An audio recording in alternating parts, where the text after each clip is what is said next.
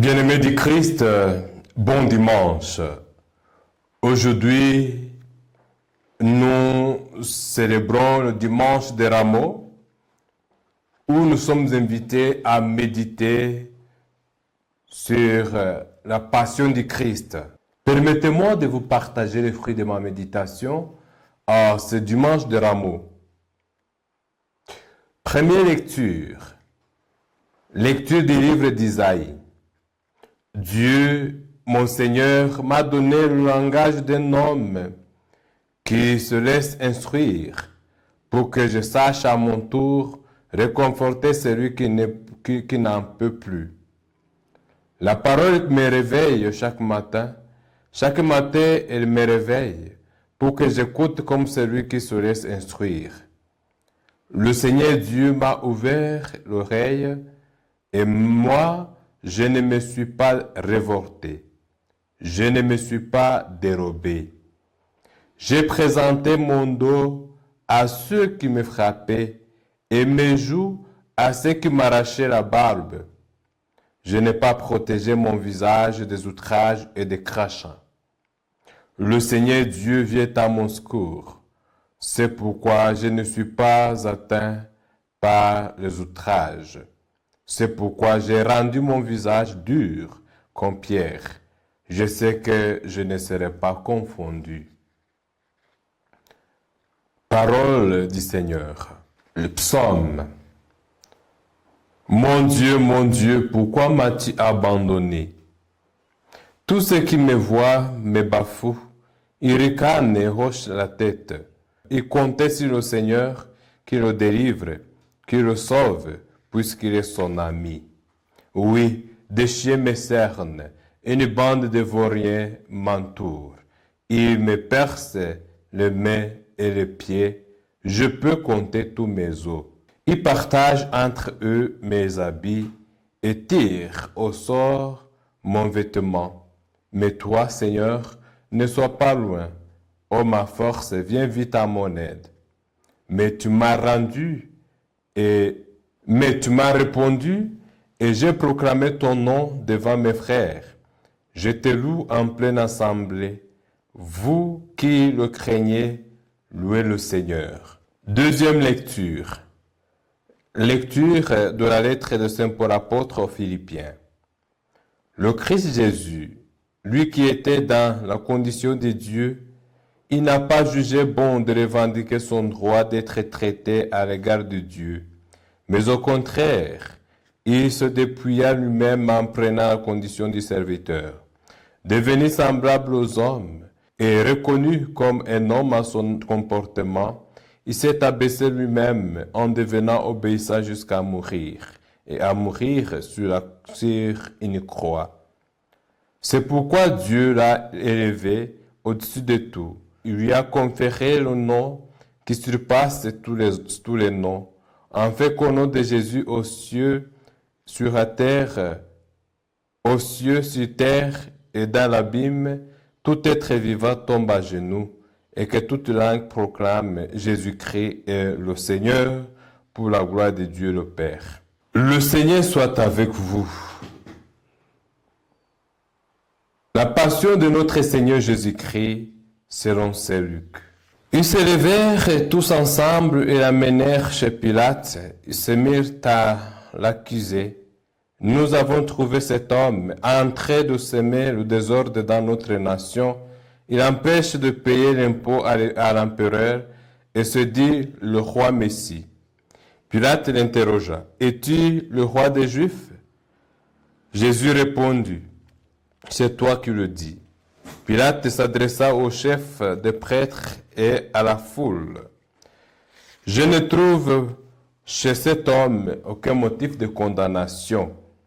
Mais ils insistaient, ils soulèvent le peuple en enseignant dans tout le pays des Juifs à partir de Galilée jusqu'ici.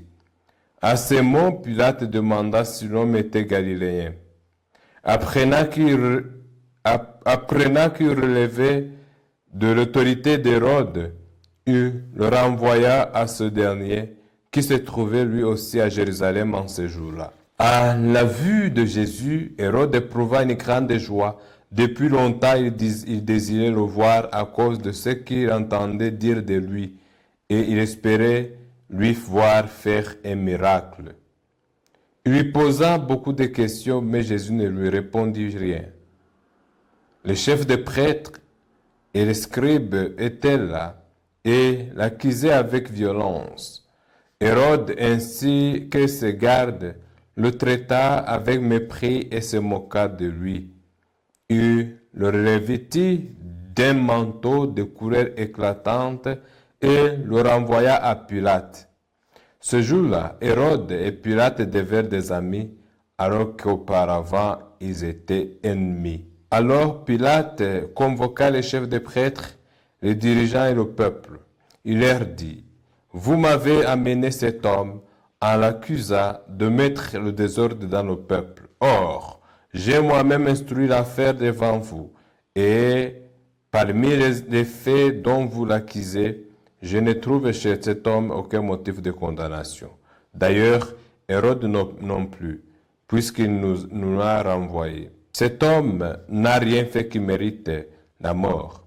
Je vais donc le faire châtier et le relâcher. » Ils se mirent à crier tous ensemble, « Mort à cet homme! Relâche-nous Barabbas! » Ce dernier avait été emprisonné pour un meurtre et pour une émeute survenue dans la ville. Pilate, dans son désir de relâcher Jésus, leur adressa de nouveau la parole. Mais il criait, « Crucifie-le, crucifie-le » Pour la troisième fois, il leur dit, « Quel mal a donc fait cet homme? Je ne trouve en lui aucun motif de condamnation à mort. Je vais donc le faire châtier, puis le relâcher. » Mais eux insistaient à grands cris, réclamant qu'il soit crucifié, et leurs cris s'amplifiaient. Alors Pilate décida de satisfaire leur demande. Il relâcha le prisonnier condamné pour émettre et pour mettre celui qui réclamait, et il livra Jésus à leur bon plaisir.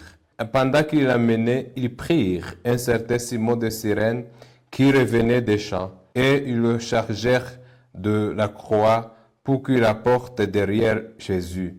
Le peuple en grande foule le suivait, ainsi que des femmes qui se frappaient la poitrine et se lamentaient sur Jésus. Il se retourna et leur dit, « Femmes de Jérusalem, ne pleurez pas sur moi, pleurez sur vous-même et sur vos enfants. Voici venir des jours où l'on dira, heureuses les femmes stériles, celles qui n'ont pas enfanté, celles qui n'ont pas allaité. Alors, on dira aux montagnes, tombez sur nous, et aux collines, cachez-nous. Car si l'on traite ainsi l'arbre vert, que deviendra l'arbre sec? » On amena encore avec Jésus deux autres de malfaiteurs pour les exécuter. Lorsqu'on fut arrivé au lieu dit le crâne ou calvaire, on mit Jésus en croix avec les deux malfaiteurs, l'un à droite et l'autre à gauche. Jésus disait, « Père, pardonne-leur, ils ne savent pas ce qu'il faut. » Ils partagèrent ses vêtements et les tirèrent au sort. Le peuple restait là à regarder. Le chef ricanait en disant, « Il en a sauvé d'autres qui se sauvent lui-même s'il est le Messie de Dieu, lui. » Le soldat aussi se moquait de lui, s'approcha pour lui donner de la boisson vinaigrée. Il lui disait, « Si tu es le roi des Juifs, sauve-toi toi-même. » Une inscription était placée au-dessus de sa tête, « Celui-ci est le roi des Juifs. » L'un des malfaiteurs suspendu à la croix l'injuriait, « N'es-tu pas le Messie? Sauve toi-même et nous avec. » Mais l'autre lui fit de vifs reproches. « Tu n'as donc aucune crainte de Dieu. Tu es pourtant un condamné toi aussi, et puis pour nous c'est juste, après ce que nous avons fait. Nous avons ce que nous méritons. Mais lui, il n'a rien fait de mal. » Et il disait, « Jésus, souviens-toi de moi, quand tu viendras inaugurer ton règne. » Jésus lui répondit, « Amen, je te le déclare. Aujourd'hui avec moi tu seras dans le paradis. Il était déjà presque midi. L'obscurité se fit dans tout le pays jusqu'à 3 heures, car le soleil s'était caché. Le rideau du temple se déchira par le milieu. Alors Jésus poussa un grand cri. Père, entre tes mains je remets mon esprit. Et après avoir dit cela, il expira.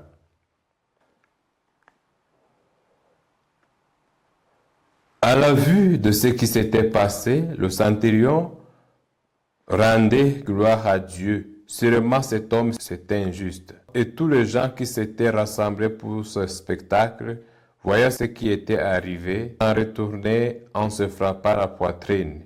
Tous ses amis se tenaient à distance, ainsi que les femmes qui le suivaient depuis la Galilée et qui regardaient. Bien-aimés du Christ, les lectures que l'Église de notre Mère soumet à notre méditation ce dimanche de Ramon reviennent sur la royauté de Jésus, le Messie. Dans la première lecture, cette royauté s'exprime dans l'attitude du serviteur qui compte sur le secours du Seigneur. Dans la deuxième lecture, cette royauté est désignée par l'abaissement total et la glorification. Et dans l'Évangile, beaucoup de personnages confirment à maintes reprises la royauté de Jésus, un roi pas comme les autres. La première lecture nous montre les caractéristiques et les vertus du serviteur du Seigneur, en l'occurrence Jésus, prototype de serviteur. Il est humble, attentif et obéissant à la parole. Il perçoit sa mission comme une consolation pour ceux qui sont découragés. Son cœur et ses oreilles sont toujours grands ouverts pour ne rien manquer de ce que le Seigneur, de ce que le Seigneur communique. Il sait qu'écouter la parole de Dieu l'investit de grandes responsabilités. Il doit assumer des souffrances et des humiliations du fait de la réponse négative au message qu'il doit annoncer. Jésus, en tant que roi serviteur, ne se révolte pas, ne se dérobe pas et ne se laisse pas aller au découragement malgré les persécutions en raison de son identité et de sa personne. Faisant confiance en Dieu, il accepte sa mission et tient bon quoi qu'il arrive. C'est bien lui le roi serviteur, un roi au service du salut. Dans la deuxième lecture, le Christ Jésus, roi des rois, prend la condition de serviteur et se fait homme. Le Christ est un roi qui s'abaisse et se dépouille totalement. Sa mort et sa résurrection sont interprétées en termes d'humiliation et d'exaltation, de servitude et de seigneurie. Jésus-Christ est le Seigneur pour la gloire de Dieu le Père. Il est le roi dont le trône est la croix.